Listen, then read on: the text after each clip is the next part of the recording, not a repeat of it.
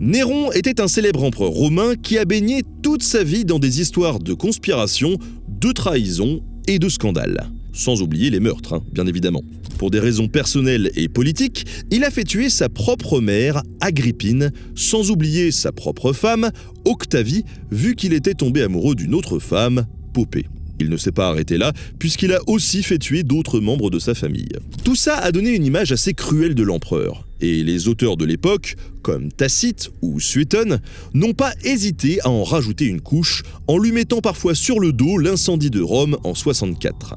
Et l'année d'après, quand Poppée meurt enceinte des suites de sa grossesse, Suétone s'imagine que c'est Néron qui l'a tué à coups de pied dans son ventre. Avec un tel CV, Néron est tout bonnement détesté par la population. Tout le monde a envie de s'en débarrasser. Déclaré ennemi public, il se suicide. Mais son histoire ne s'arrête pas là. Quelques-uns de ses proches réussissent à lui offrir un rite funéraire. On parvient donc à déposer ses cendres sur la colline de Pincio, à Rome. Mais la légende raconte que lors d'un glissement de terrain, ses cendres suivent le mouvement et se retrouvent en contrebas de la colline. À cet endroit, un immense noyer commence à pousser. C'est devenu le point de repère des brigands et des voleurs qui s'en prennent aux voyageurs solitaires.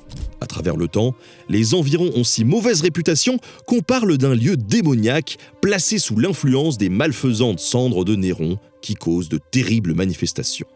C'est sans doute pour ça que, des siècles plus tard, en plein Moyen-Âge, le pape Pascal II prend une décision. Il veut réinstaurer l'ordre et garantir la sécurité des Romains et des pèlerins sur la route.